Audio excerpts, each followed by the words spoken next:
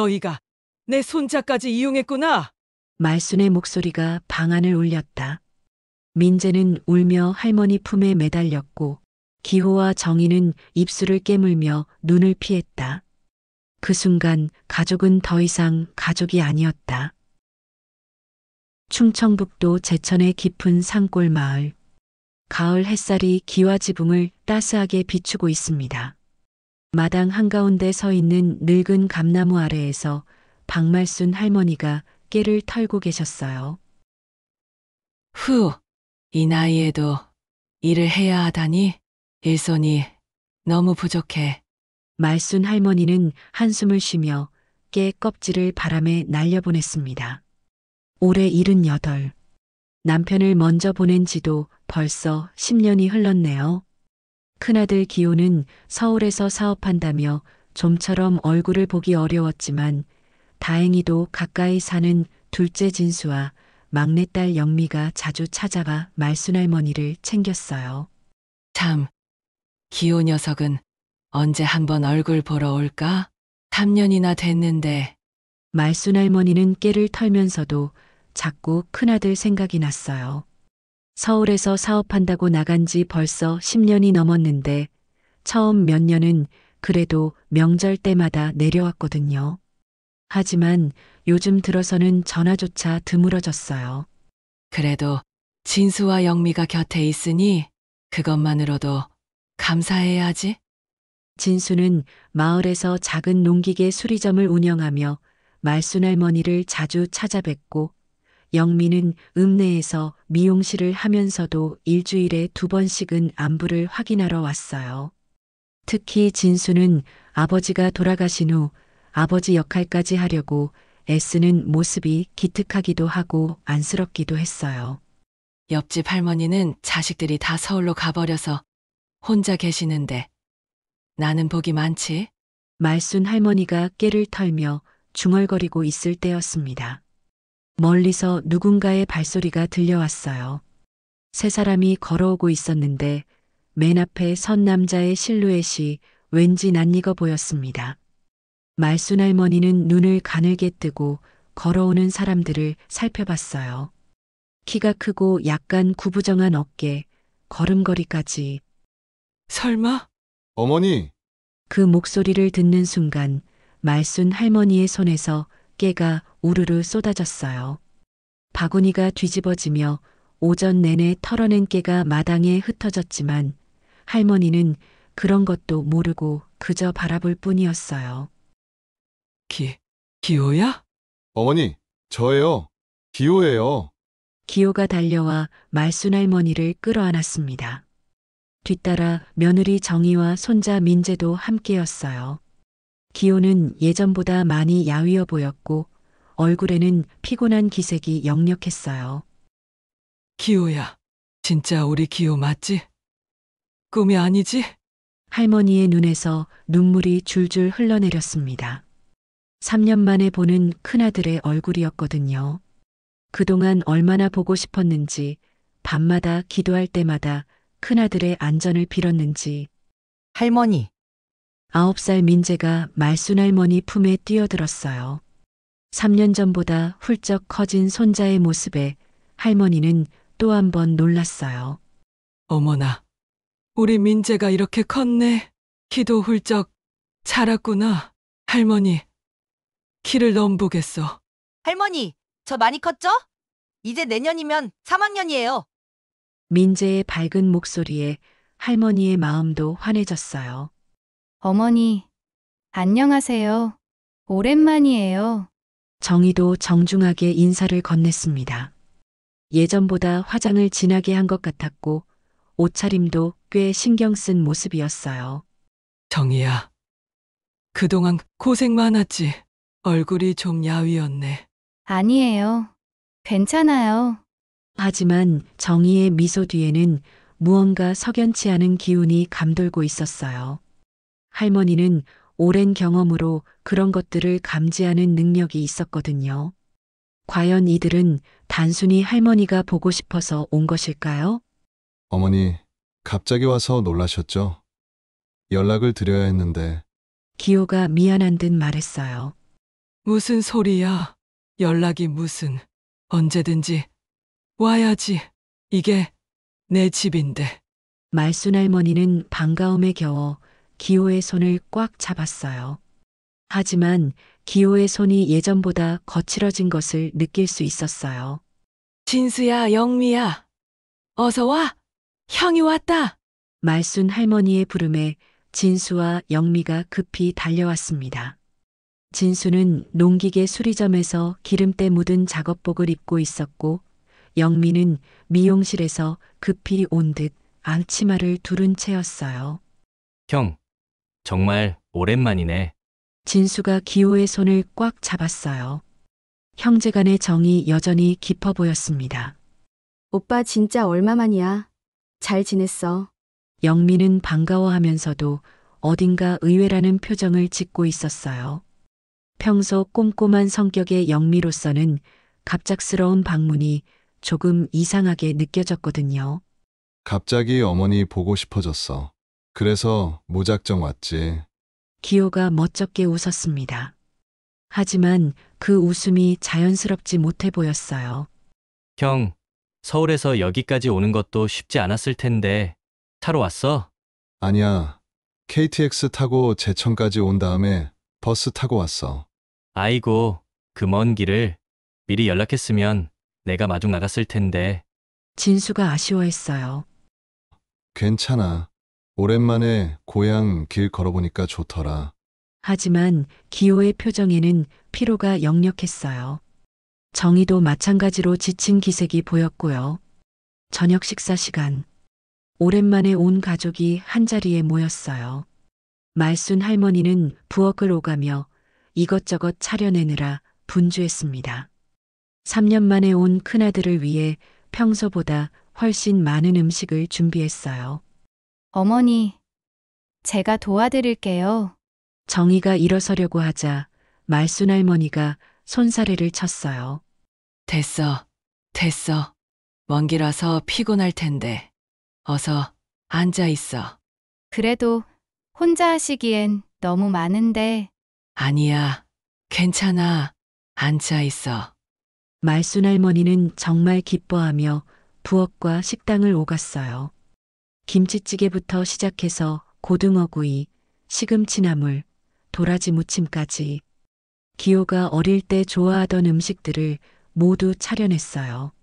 식탁에는 말순 할머니가 직접 기름 배추로 담근 김치, 마당에서 따온 고추로 만든 고추장, 그리고 깨밭에서 난 들깨로 끓인 미역국이 올라왔어요. 소박하지만 정성이 가득 담긴 밥상이었어요. 우와, 할머니 음식은 역시 최고야. 민재가 김치를 한 젓가락 집어먹으며 엄지를 치켜들었어요. 우리 민재, 할머니 음식이 그렇게 맛있나? 네. 엄마가 해주는 것보다 훨씬 맛있어요. 이 녀석이 정희가 민재의 머리를 쓰다듬으며 웃었지만 그 웃음이 왠지 어색해 보였어요. 억지로 만든 듯한 웃음이었거든요. 정이야. 서울 음식에 익숙해져서 시골 음식이 별로지? 말순 할머니가 걱정스럽게 물었어요. 아니에요. 어머니, 정말 맛있어요. 역시 어머니 손맛은 따라갈 수가 없어요. 정희가 대답했지만 실제로는 음식을 거의 건드리지 않고 있었어요. 영미가 그걸 유심히 지켜보고 있었고요. 어머니, 건강은 좀 어떠세요? 혼자 계시느라 고생이 많으시죠? 정희의 물음에 말순 할머니가 고개를 끄덕였어요. 뭘? 건강하지? 아직은 혼자서도 잘 살고 있어. 그래도 나이가 있으신데 혹시 아프신 데는 없으시고요? 정희가 계속 말순 할머니의 건강을 물어보는 모습이 영미에게는 조금 이상하게 느껴졌어요. 물론 며느리로서 시어머니 건강을 챙기는 것은 당연하지만 뭔가 지나치게 자세히 묻는 것 같았거든요. 아프긴 뭐가 아파. 무릎이 좀 쑤시는 것 빼고는 별일 없어. 무릎이요? 병원에는 다녀보셨어요? 병원까지 갈 것도 없어. 나이 들면 다 그런 거지. 정희의 목소리는 부드러웠지만 영미는 그 눈빛에서 뭔가 계산적인 느낌을 받았어요. 마치 말순 할머니의 건강 상태를 파악하려는 것 같았거든요. 형, 서울 생활은 어때? 사업은 잘 되고? 진수가 술잔을 들며 물었습니다. 그냥 그럭저럭 하고 있지. 요즘 경기가 안 좋아서 말이야. 기호의 표정이 순간 어두워졌어요. 평소 쾌활했던 형의 모습과는 달리 어딘가 위축된 것 같았어요. 경기가 안 좋긴 하지. 우리도 농기계 수리 의뢰가 많이 줄었어. 그러게 말이야. 예전 같지가 않아. 형제는 잠시 과거 이야기에 빠져들었어요. 어린 시절 이 마당에서 뛰어놀던 이야기, 아버지와 함께 밭일을 도왔던 추억들을 나누었죠. 형, 기억나? 우리 어릴 때 저 감나무에서 감 따먹다가 아버지한테 혼난 거. 그럼 기억나지. 그때 내가 나무에서 떨어져서 울었잖아. 하하. 그랬지? 그런데 형이 등에 업어서 집에 데려왔었어. 그때가 좋았지. 아버지께서 계실 때 말이야. 맞아. 아버지가 보고 싶어. 두 형제의 눈가에 이슬이 맺혔어요. 아버지에 대한 그리움은 세월이 흘러도 변하지 않았거든요. 하지만 영미는 계속 기호 내외의 행동을 유심히 지켜보고 있었습니다. 뭔가 이상했거든요. 3년 동안 한 번도 오지 않던 사람이 갑자기 나타난 것도 그렇고, 정희가 자꾸 말순 할머니의 건강을 묻는 것도 그렇고, 그리고 기호의 표정에서 읽혀지는 불안함도 심상치 않아 보였어요. 오빠, 얼마나 있다 갈 거야? 영미가 조심스럽게 물었어요. 아직 정하지 않았어. 좀 쉬어갈 생각이야. 회사 일은 괜찮고? 응. 잠시 정리할 일이 있어서. 기호의 대답이 애매했어요. 정희는 남편의 손을 꽉 잡으며 미소를 지었지만 그 미소 뒤에 뭔가 숨겨진 것이 있어 보였습니다. 화기애애한 저녁 식사였지만 영미만은 마음이 편하지 않았어요. 오랜만에 재회가 기쁘긴 했지만 오빠네 부부에게서 느껴지는 묘한 긴장감을 지울 수 없었거든요. 특히 정희의 행동이 평소와 달라 보였어요.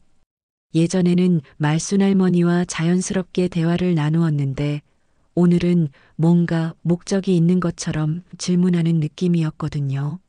식사를 마친 후 가족들은 거실에 모여 앉았어요. 민재야, 학교 생활은 어때? 공부 잘하고 있지? 네, 할머니. 저 이번에 반에서 5등 했어요. 어머, 우리 민재가 그렇게 똑똑해. 역시 우리 집안 똘똘한 피가 흘러. 말순 할머니가 민재를 끌어안으며 기뻐했어요. 하지만 그 순간 정희의 표정이 묘하게 변했어요. 뭔가를 계산하는 듯한 눈빛이었거든요. 며칠이 지난 후 영미는 장 보러 나간 길에 마을 어르신들의 대화를 엿듣게 되었어요. 평소 정보통으로 유명한 김씨 할머니와 박씨 할아버지가 평상에 앉아 이야기를 나누고 계셨거든요. 야, 박말순내 들었나? 저기 땅 보상금 나온다며. 김씨 할머니가 목소리를 낮춰 말했어요. 정말 얼마나 나온대? 박씨 할아버지가 흥미진진한 표정으로 물었어요. 단일에 그 깨밭이랑 뒷산까지 다 포함해서. 어머나, 그런 말순이가 대박 났네. 그러게 말이야. 평생 고생만 하더니 늙어서 복 받는구나. 두 어르신의 대화에 영미의 발걸음이 멈췄어요. 보상금? 억 단위? 이런 이야기는 처음 듣는 얘기였거든요. 그런데 말이야, 그 보상금 얘기가 언제부터 나온 거야? 글쎄, 몇 달 전부터 소문이 돌기 시작했지. 처음엔 그냥 루머인 줄 알았는데 정말인가 보더라고. 몇 달 전부터 영미가 속으로 중얼거렸어요. 몇 달 전이면 기호가 집에 오기 훨씬 전이었거든요. 그런데 말이야, 요즘 큰아들이 왔다며? 김씨 할머니가 말했어요. 맞아. 3년 만에 왔다던데. 참 신기하네. 그동안 얼굴도 안 비치더니 하필 이때 왔나? 글쎄 말이야. 혹시 소문 들어서 온 건 아니겠지? 에이, 그럴 리 있겠나. 아무리 그래도 자기 어머니인데. 하지만 두 어르신의 목소리에는 의심이 섞여 있었어요. 영미의 마음이 무거워지기 시작했어요. 어르신들의 수군거림이 영미의 귀에 더욱 또렷하게 들려왔거든요. 그래도 좀 이상하긴 해. 보상금 소문 나자마자 나타나다니. 맞아. 타이밍이 너무 절묘하지 않나? 영미는 더 이상 들을 수 없어서 급히 그 자리를 떠났어요. 하지만 마음은 더욱 복잡해졌어요. 집으로 돌아온 영미는 마음이 편하지 않았습니다. 혹시 오빠가 정말 보상금 소문을 들어서 온 건 아닐까? 아니다. 그럴 리 없어. 오빠는 그런 사람이 아니야. 하지만 의심의 씨앗은 이미 마음속에 뿌려진 후였어요. 면사무소에 들러 확인해 보고 싶다는 생각이 들었어요. 정말로 보상금이 나오는 건지, 언제부터 그런 계획이 있었는지 알아보고 싶었거든요. 면사무소로 향하는 길에 영미는 계속 생각에 잠겨 있었어요. 만약 정말로 보상금이 나온다면, 그리고 그 소문이 몇 달 전부터 돌았다면, 오빠가 그 소문을 듣고 왔을 가능성을 완전히 배제할 수는 없었어요. 면사무소에 도착한 영미는 민원실 직원에게 개발 계획에 대해 문의했어요. 저희 마을에 개발 계획이 있다고 들었는데 정말인가요? 아, 그 일대 개발 계획 말씀이세요? 맞습니다. 내년부터 시작될 예정이에요. 직원이 친절하게 답해 주었어요. 그럼 보상금은 정말 나오나요? 물론이죠. 토지 가격에 따라 다르겠지만 상당할 것 같아요. 특히 도로 옆 땅들은 평당 가격이 높을 테니까요. 영미의 마음이 더욱 무거워졌어요. 정말로 보상금이 나오는 거였어요.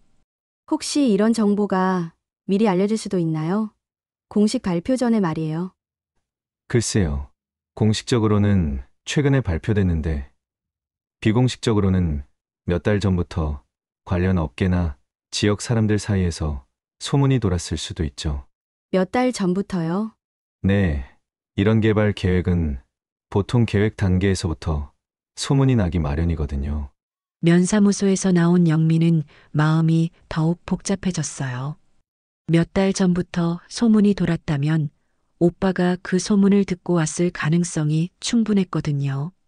특히 서울에서 사업을 하는 사람이라면 그런 정보에 더욱 민감할 수도 있었고요.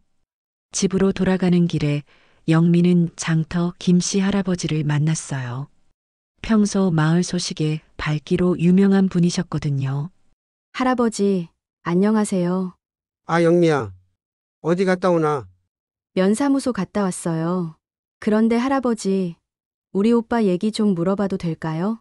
기호 마리가 왜? 서울에서 어떻게 지내는지 아시는 분 있으세요? 할아버지가 잠시 생각하더니 고개를 저었어요. 잘 모르지. 그런데 네, 얼마 전에 서울서 온 동식이 기호 얘기하더라고. 영미의 심장이 빨리 뛰기 시작했어요. 어떤 얘기를 했는데요? 그게 좋은 얘기는 아니었어.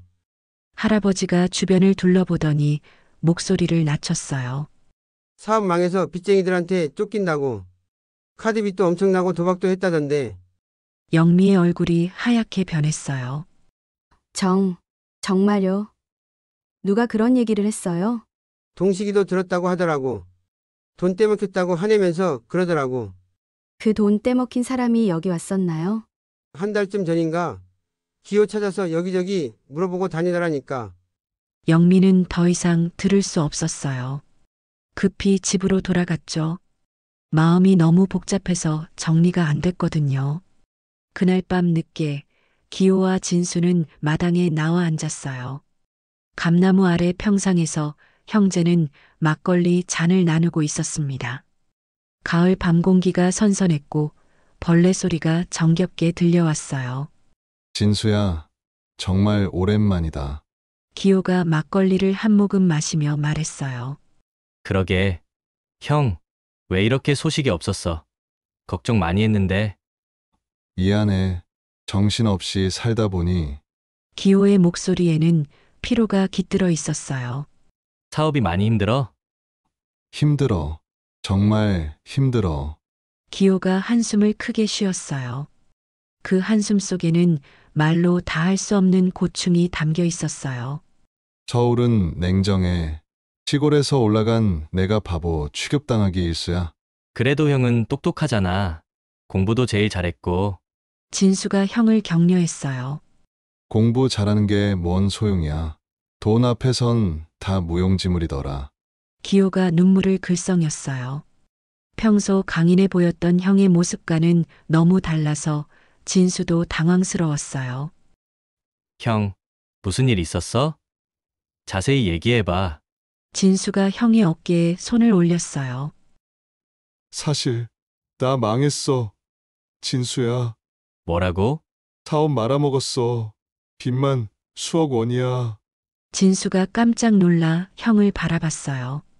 수억 원이라니 상상도 할 수 없는 큰 돈이었어요. 형, 어떻게 그런 일이? 처음엔 잘 됐어. 건설 관련 자재 유통업을 했는데 몇 년 동안은 돈도 좀 벌고 그랬지. 그런데 욕심이 났나 봐. 기호가 막걸리를 한 잔 더 따르며 계속했어요. 더 큰 사업을 해보려고 대출받고 투자받고 그러다가 경기가 나빠지면서 한순간에 다 무너져 버렸어. 그럼 지금은? 지금은 빚쟁이들한테 쫓기고 있어.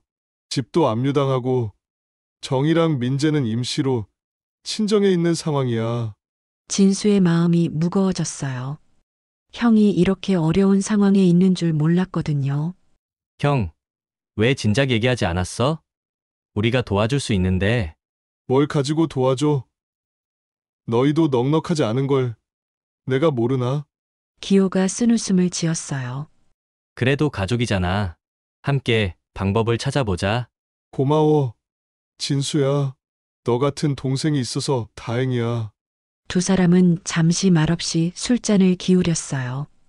가을밤 벌레 소리만 정적을 깨뜨리고 있었어요. 그런데 진수야. 기호가 조심스럽게 말을 꺼냈어요. 왜? 어머니가 땅을 나눠주신다고 하셨잖아. 진수가 고개를 끄덕였어요. 할머니는 예전부터 자식들에게 땅을 나눠 물려주겠다고 말씀하셨거든요. 그 땅 혹시 개발된다는 소문 들었어? 개발? 무슨 얘기야? 진수는 정말 모르는 눈치였어요. 아니야. 그냥 혹시나 해서. 기호가 애매하게 웃었어요. 하지만 속마음은 달랐어요. 이미 보상금 소문을 들어서 온 것이었거든요. 형, 설마 그런 것 때문에 온 거야? 진수가 의심스러운 눈으로 형을 바라봤어요. 아니야. 정말 어머니 보고 싶어서 온 거야. 그리고 민재도 좀 걱정돼서. 민재가 왜? 기호가 잠시 망설이더니 말했어요. 사실 민재가 희귀병 진단을 받았어. 뭐라고? 희귀병? 진수가 깜짝 놀랐어요. 아직 초기 단계라서 치료하면 괜찮다는데 치료비가 너무 많이 들어. 얼마나 들어? 몇 천만 원. 아니, 억대까지 갈 수도 있대. 진수의 얼굴이 창백해졌어요. 형의 사업 실패도 충격인데 조카까지 아프다니. 형, 정말 힘들었구나.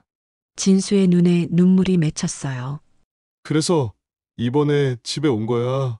어머니께 사정을 말씀드리고 혹시 도움을 받을 수 있을까 해서. 당연하지. 어머니께서 알면 뭐든지 도와주실 거야. 고마워. 진수야. 가족이 뭘. 그런데 민재는 괜찮아? 많이 아파해? 지금은 괜찮아. 아직 증상이 심하지 않아서. 하지만 시간이 지나면. 기호가 말을 잇지 못했어요. 형, 걱정하지 마. 우리가 다 함께 헤쳐나가자. 진수가 형의 손을 꽉 잡았어요. 그런데 진수야, 어머니께는 민재 병 얘기는 조심스럽게 해야 할 것 같아. 너무 놀라실까 봐. 그럼 어떻게 할까? 일단 내가 얘기해 볼게. 적당한 시기를 봐서. 그때 안채에서 정희가 창문 너머로 이들의 대화를 듣고 있었어요. 남편이 계획대로 진수를 설득하고 있는 모습에 만족스러운 미소를 지었어요. 진수야, 정말 미안해. 이런 식으로 부담을 주게 돼서. 무슨 소리야?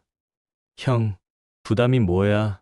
어머니가 내 몫으로 주신다던 땅도 형이 필요하면 가져가도 돼.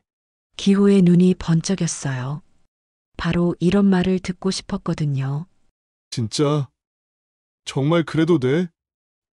그럼 형이 더 어려우니까. 그리고 민재 치료가 더 급하잖아. 진수야, 고마워. 정말 고마워.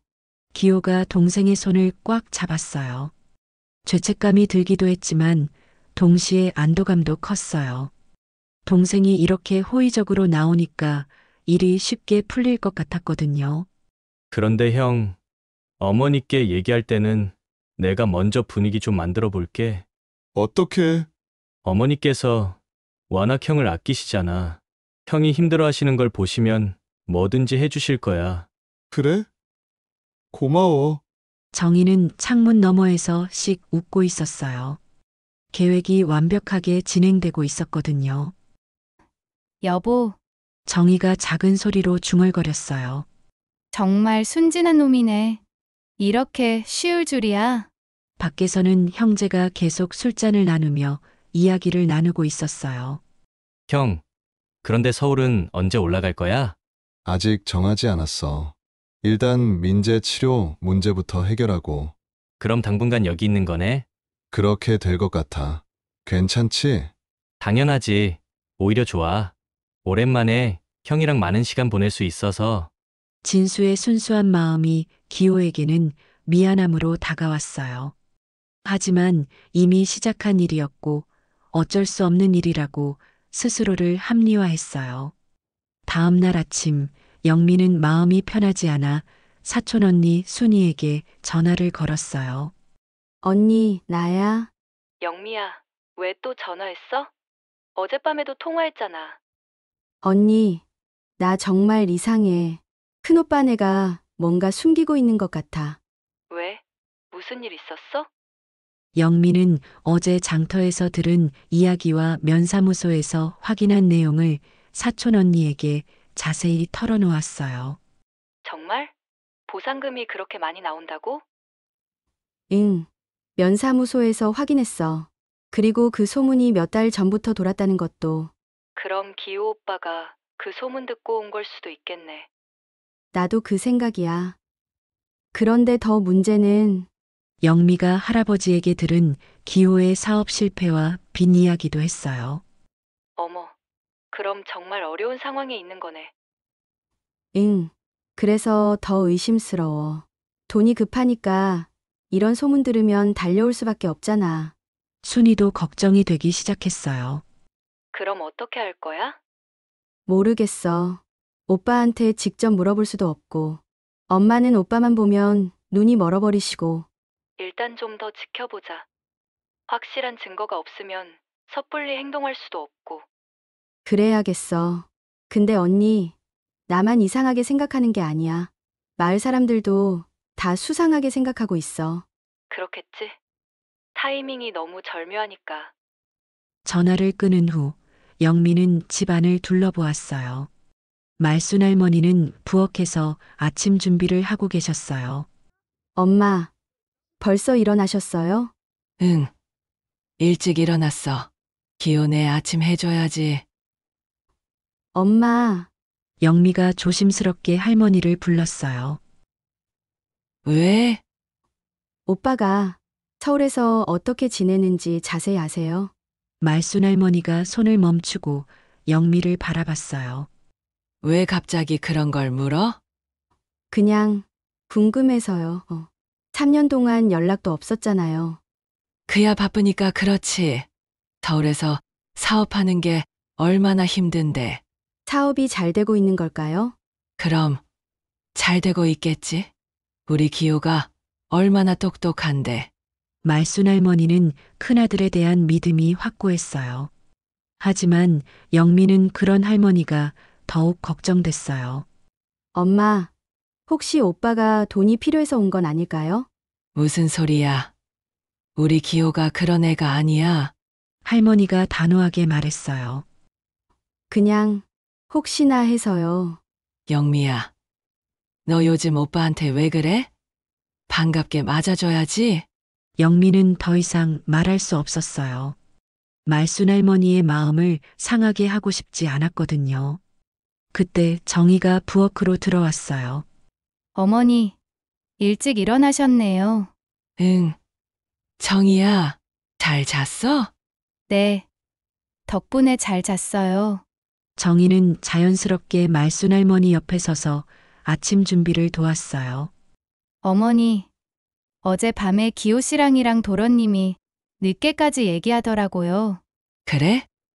뭔 얘기를 그리 오래 했을까? 형제끼리 오랜만에 만나서 할 이야기가 많았겠죠? 정희가 의미심장하게 웃었어요. 그런데 어머니, 왜? 혹시 우리 민재가 아프다는 얘기 들으셨어요? 할머니가 깜짝 놀라며 정희를 바라봤어요. 민재가 아프다고? 무슨 소리야? 아, 아직 말씀 안 드렸나 보네요. 사실 민재가 좀 아파서요. 어디가 아픈데? 할머니의 목소리에 걱정이 묻어났어요. 희귀병이라고 해서 치료받으면 괜찮다는데 치료비가 많이 들어서. 희귀병. 우리 민재가? 할머니의 얼굴이 창백해졌어요. 네. 그래서 이번에 내려온 것도 어머니께 상의 드리려고. 영미가 이 대화를 듣고 있었어요. 뭔가 이상했어요. 민재는 어제까지도 멀쩡해 보였는데 갑자기 희귀병이라니. 정말 민재가 그렇게 아픈데 왜 티를 안 내지? 아직 초기라서 겉으로는 별로 안 보여요. 하지만 치료 안 받으면. 정희가 말을 흐렸어요. 어머나, 우리 민재가. 할머니의 눈에 눈물이 고였어요. 어머니, 너무 걱정하지 마세요. 치료받으면 괜찮다고 했어요. 치료비가 얼마나 든다는 거야? 그게 좀 많이 들어요. 얼마나? 몇 천만 원. 상황에 따라서는 더 들 수도 있고요. 할머니가 한숨을 크게 쉬었어요. 그럼 우리가 도와줘야지. 어떻게든 방법을 찾아봐야 해. 정희의 입가에 미묘한 미소가 번졌어요. 계획대로 되고 있었거든요. 정말 감사해요, 어머니. 영미는 더 이상 지켜볼 수 없어서 밖으로 나왔어요. 마음이 너무 복잡했거든요. 며칠이 지난 어느 날 밤, 말순 할머니는 잠이 오지 않아 밖으로 나왔어요. 깨밭 상태가 궁금하기도 하고 마음을 정리하고 싶기도 했거든요. 민재의 병 때문에 계속 걱정이 되어서 잠을 이룰 수가 없었어요. 달빛이 밭을 은은하게 비추고 있었어요. 말순 할머니는 깨 상태를 살피며 천천히 걸었습니다. 올해 깨 농사는 꽤 잘 된 편이었어요. 하지만 손자 민재 생각에 마음이 무거웠어요. 우리 민재가 어쩌다가? 할머니는 낮에 정희와 나눈 대화를 계속 떠올렸어요. 희귀병이라니. 겉으로 보기엔 멀쩡한데 속으로는 얼마나 아플까 싶어서 마음이 아팠어요. 그런데 안채에서 기호와 정희의 목소리가 들려왔어요. 처음에는 신경 쓰지 않으려 했는데 자신의 이름이 들리는 바람에 걸음을 멈췄습니다. 여보, 진수가 완전히 넘어갔어. 기호의 목소리였어요. 말순 할머니가 가까이 다가가자 대화 내용이 더욱 또렷하게 들렸어요. 정말? 어떻게? 정희가 물었어요. 내가 어려운 상황이라고 하니까 자기 땅까지 양보하겠다고 하더라고. 그래? 내 생각이 맞았지? 도련님은 마음이 약해서 그렇게 될 줄 알았다니깐. 할머니는 귀를 의심했어요. 무슨 이야기인지 이해가 안 됐거든요. 그런데 민재 얘기는 정말 잘 생각해낸 것 같아. 희귀병이라고 하니까 진수가 울더라. 할머니의 심장이 쿵 떨어지는 것 같았어요. 민재 희귀병이 거짓말이라는 뜻인가요? 그래. 어머니도 완전히 믿으시는 것 같고. 정희가 만족스럽게 말했어요. 정희야, 근데 민재까지 이용해서 좀 양심에 걸리긴 해.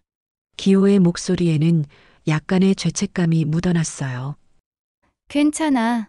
어차피 연기니까. 그리고 이 정도는 해야 큰 돈을 건질 수 있잖아. 할머니는 다리에 힘이 빠져 나무에 기대어야 했어요. 연기라니. 민재가 아프다는 게 다 거짓말이었던 거예요? 그래도 양심이 좀. 양심으로 밥 먹고 사나? 어머니한테서 땅 받아내면 우리 빚은 다 갚을 수 있어. 정희의 목소리가 차가웠어요. 그런데 정말 보상금이 많이 나올까? 그럼 내가 미리 알아봤는데 저 깨밭이랑 뒷산 합쳐서 10억은 넘을 거야.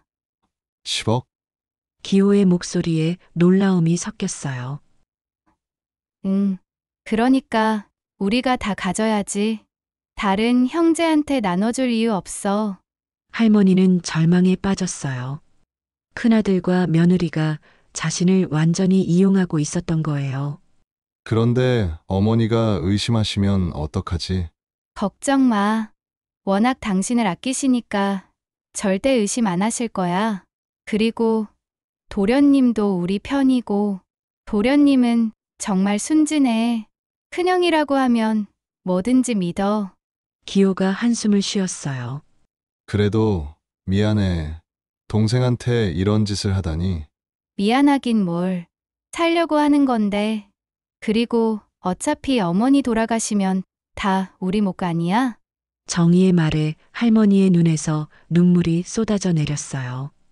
자신이 죽기를 기다리고 있다는 말까지. 정희야, 그런 말은. 왜? 사실이잖아. 장남인 당신이 다 받는 게 당연하고. 하지만 하지만은 무슨. 이참에 확실히 정리하자고. 어머니한테 유언장도 쓰게 하고. 유언장? 당신 앞으로 전 재산 상속한다는 유언장 말이야. 말순 할머니는 더 이상 들을 수가 없었어요. 몸이 떨리기 시작했거든요. 자신이 그토록 아꼈던 큰아들과 며느리가 자신을 이렇게 계산적으로 이용하고 있다니. 그런데 민재는 정말 괜찮을까? 거짓말하는 거 들킬까봐. 기호가 걱정스럽게 말했어요. 걱정 마. 아직 어리니까 금방 잊어버릴 거야. 그리고 어차피 애는 아무것도 몰라. 그래도 그리고 만약 들켜도 어차피 우리는 돈 받고 서울로 올라갈 거잖아. 정희가 비웃듯이 말했어요. 말순 할머니는 절망에 빠졌어요. 손자까지 이용해서 자신을 속이고 있었다니. 그동안 기호를 얼마나 걱정했는데 밤잠을 설쳐가며 큰아들 생각을 했는데. 여보, 그런데 진수가 우는 걸 보니까 좀 미안하더라. 기호가 말했어요. 미안하긴. 그 순진한 놈이 당신 걱정해서 우는 거지. 정희의 차가운 목소리가 할머니의 가슴을 더욱 아프게 했어요. 정희야, 너무 차갑게 말하지 마. 차갑긴 뭘. 현실적인 거지. 우리가 안 가져가면 누가 가져가? 그래도 가족인데. 가족? 가족이면 뭐해? 돈 없으면 가족도 소용없어. 정희의 말이 말순 할머니의 마음을 더욱 아프게 했어요.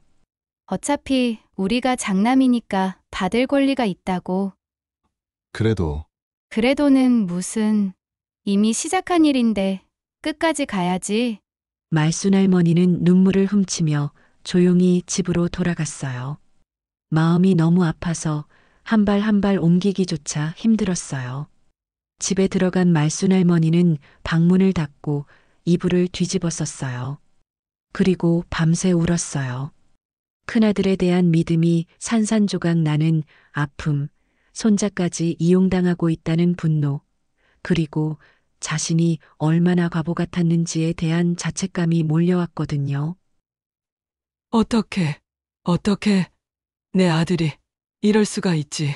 말순 할머니는 이불을 뒤집어 쓰고 흐느꼈어요. 평생 자식들을 위해서 살아왔는데 이런 배신을 당하다니. 내가 뭘 잘못했길래. 말순 할머니는 자신을 탓했어요. 아들을 잘못 키웠나? 너무 많이 아껴서 이렇게 된 건가? 새벽녘 할머니는 결심했어요. 더 이상 당하고만 있을 수는 없었거든요. 아무리 자식이라고 해도 이런 짓은 용서할 수 없었어요. 특히 손자까지 이용하는 것은 절대 용납할 수 없었어요.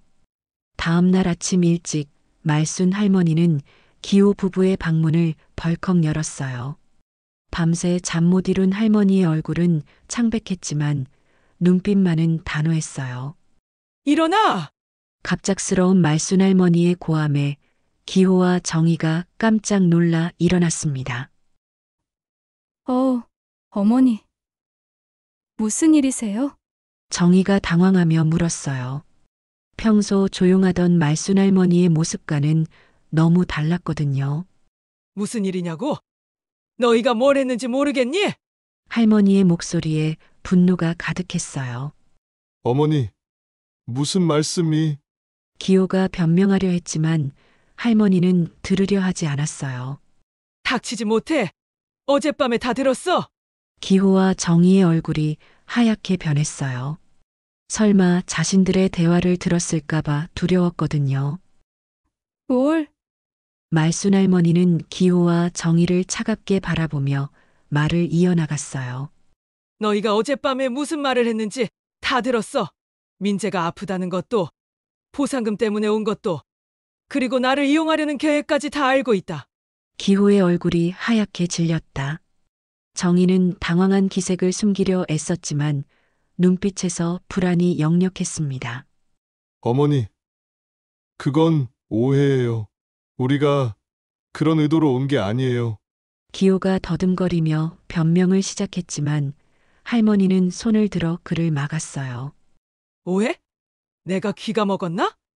내 아내가 민재를 이용해서 나를 속이려 한 말. 내가 다 들었어. 그리고 너도 그걸 묵인했지. 정희가 반박하려 했지만 할머니의 단호한 눈빛에 말을 삼켰습니다. 그 순간 민재가 방 안으로 뛰어들어왔습니다. 할머니, 저는 아프지 않아요. 할머니가 민재를 달래며 눈물을 흘렸어요. 민재야, 괜찮아. 할머니가 있으니까 걱정하지 마. 할머니, 제가 뭘 잘못했어요? 아니야. 민재는 잘못한 게 없어. 어른들이 나쁜 거야. 말순 할머니는 민재를 끌어안으며 정희를 노려봤어요. 어떻게 이런 순진한 아이까지 이용할 수가 있어? 정희가 변명하려 했어요. 어머니. 저희도 정말 어쩔 수 없어서. 어쩔 수 없어서 그게 핑계가 되나? 말순 할머니가 분노에 떨었어요. 기호가 일어서서 다시 한번 변명하려 했어요. 어머니, 저희도 정말 어쩔 수 없어서 빚이 너무 많아서. 어쩔 수 없어서 그게 핑계가 되나? 빚이 많으면 솔직하게 얘기하는 게 맞지 않냐? 진수가 끼어들었어요. 형이 솔직하게 얘기했으면 우리가 다 함께 방법을 찾아봤을 텐데 왜 이렇게 속이고 이용한 거야? 방법? 무슨 방법이 있어? 우리 빚이 수억인데. 기호가 소리쳤어요. 수억이든 뭐든 가족이면 함께 해결해야 하는 거 아냐? 영미가 화를 냈어요. 정희가 나서서 대들었어요. 이미 들킨 마당에 더 이상 숨길 것도 없다고 생각했거든요. 함께 해결하자고? 뭘 가지고? 뭐라고요? 진수가 믿을 수 없다는 표정으로 정희를 바라봤어요. 당신들이 뭘 가져서 우리를 도와준다는 거야? 우리 빚이 얼마인 줄 알아? 정희의 본색이 드러나기 시작했어요. 새언니, 그게 할 말이에요? 영미가 화를 냈어요. 할 말 아니면 뭐야? 현실을 봐. 어차피 어머니 땅은 장남인 우리가 받을 거잖아. 정희야, 그만해. 기호가 아내를 말렸지만 정희는 멈추지 않았어요. 뭘 그만해? 이미 들킨 마당에 솔직하게 얘기하자고. 그래, 솔직하게 얘기해보자. 할머니가 의자에 앉으며 말했어요. 내가 죽으면 너희가 다 가져갈 거라고? 그런 생각이었어? 당연하죠. 법적으로도 장남이 우선이고. 법적으로 누가 장남이 우선이래? 말순할머니가 비웃었어요. 법 따질 거면 내가 살아있을 때 내 마음대로 할 권리도 있지 않겠나? 정희의 표정이 변했어요. 그게 무슨 뜻이에요? 내 재산을 누구한테 물려줄지는 내가 정하는 거야. 하지만 관습상 관습 따지면 부모를 속이고 이용하는 자식이 어디 있어? 말순할머니의 말에 정희가 할 말을 잃었어요. 기호가 다시 나섰어요. 어머니, 저희가 잘못했어요. 용서해 주세요. 용서? 말순할머니가 고개를 저었어요. 기호야, 넌 내 아들이지만 더 이상 내 가족이 아니야. 어머니, 민재까지 이용해서 가족을 속인 사람을 어떻게 믿겠냐? 말순할머니의 목소리가 단호했어요. 당장 이 집에서 나가라. 어머니, 제발. 기호가 무릎을 꿇었어요. 나가라고 했어. 말순할머니가 소리쳤어요. 민재가 할머니에게 달려들었어요. 할머니, 저는 할머니랑 같이 있고 싶어요. 민재야. 말순할머니가 손자를 끌어안았어요. 할머니, 저 여기 있으면 안 돼요. 엄마 아빠랑 안 갈래요. 민재의 말에 정희가 화를 냈어요. 민재야, 우리가 부모인데 무슨 소리야? 싫어요. 엄마 아빠는 거짓말쟁이에요. 민재가 울면서 소리쳤어요. 할머니가 더 좋아요. 할머니는 거짓말 안 해요. 정희가 민재를 억지로 끌어내려 했어요. 이 녀석이 어디서 부모한테? 손 떼. 할머니가 정희의 손을 뿌리쳤어요. 내 손자한테 손대지 마. 어머니, 민재는 우리 아들이에요. 거짓말로 이용한 아들이 내 아들이냐? 말순할머니와 정희가 대립했어요. 그래도 법적으로는 법적으로 따질 거면 나도 할 말 있어. 할머니가 차분하게 말했어요. 사기죄로 고발할 수도 있거든. 정희의 얼굴이 창백해졌어요. 사기죄. 거짓말로 재산을 빼앗으려 했으니 사기죄 아니겠나? 진수와 영미가 말순할머니를 지지했어요. 맞아요, 어머니. 이건 명백한 사기예요. 형님, 너무 심하셨어요. 정말 실망이에요. 기호가 다시 무릎을 꿇었어요. 어머니, 제발 용서해 주세요. 다시는 이런 일 없을게요. 다시는? 말순할머니가 비웃었어요. 벌써 늦었어. 신뢰는 한번 깨지면 다시 회복할 수 없어. 어머니, 제발. 짐 싸서 나가. 내일까지 시간 줄 테니까. 말순할머니의 말이 최후 통첩이었어요. 정희가 완전히 화를 내며 소리쳤어요. 좋아요. 나갈게요. 하지만 어머니도 후회하실 거예요. 후회. 할머니가 냉정하게 물었어요. 네. 우리가 없으면 누가 어머니를 돌봐드릴 건데요? 나중에 아프시거나 외로우실 때 후회하실 거예요. 걱정 마. 진짜 가족이 있으니까. 할머니가 진수와 영미를 바라봤어요. 진짜 가족? 정희가 비웃었어요.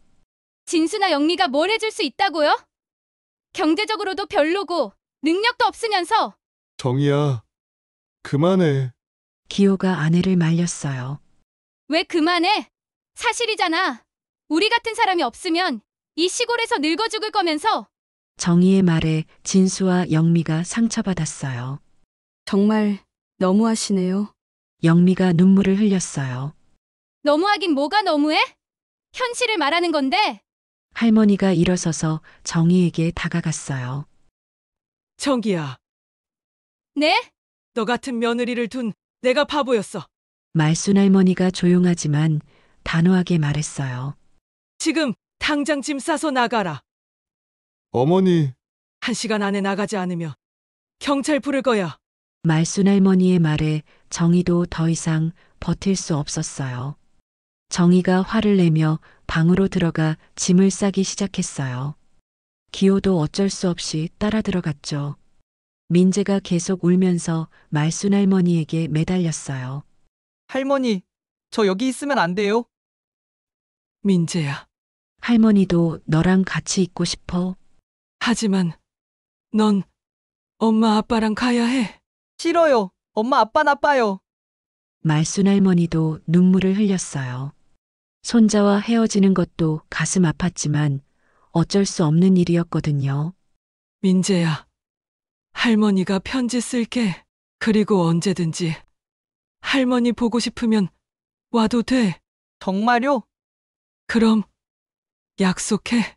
1시간 후 기호 가족은 정말로 짐을 싸서 집을 떠났어요. 택시를 불러서 급히 떠나는 모습이었어요. 민재는 끝까지 울면서 말순 할머니에게 매달렸지만 결국 부모를 따라 가야 했죠. 할머니, 저 꼭 다시 올게요. 민재가 울면서 손을 흔들었어요. 그래, 민재야. 언제든지 와. 할머니가 기다리고 있을게.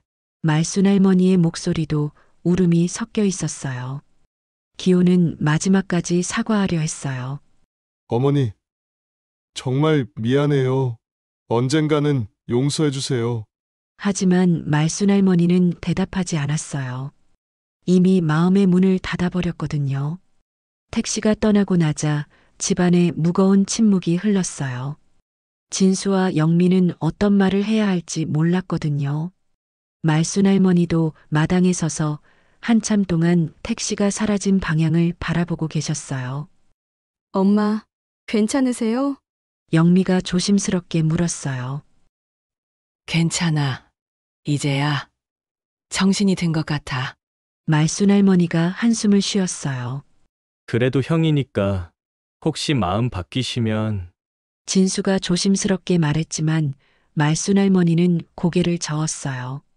진수야, 넌 참 착해. 그래서 속기도 쉽고. 엄마. 하지만 이번 일로 확실히 알았어. 진짜 가족이 누군지.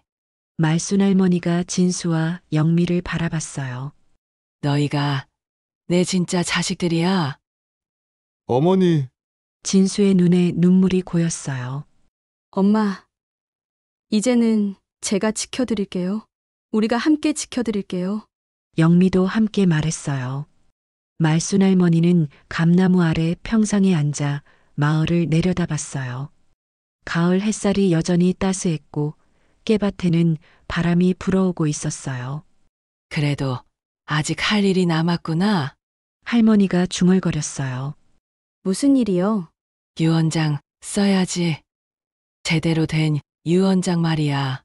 할머니의 결심은 확고했어요. 며칠 뒤 할머니는 정말로 유언장을 작성했어요. 모든 재산을 진수와 영미에게 나누어 주고 기호에게는 아무것도 남기지 않는다는 내용이었어요.